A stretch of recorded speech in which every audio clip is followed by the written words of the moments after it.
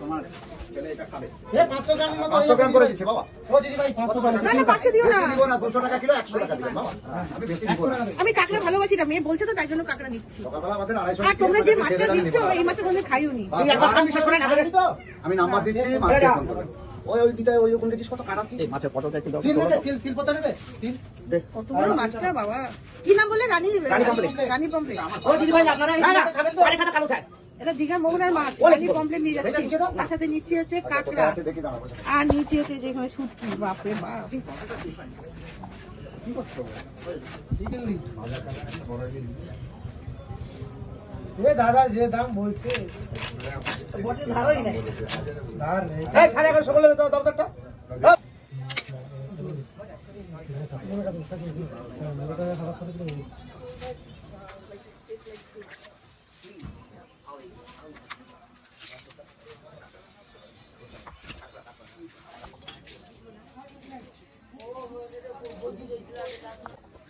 রানী pomfret নিয়েছে। আরে সকালবেলা আসলে ভালো হতো, এখন তো অত মাছ নেই। হ্যাঁ জানি তো, আমরা মোহনা আসি মাঝে মাঝে।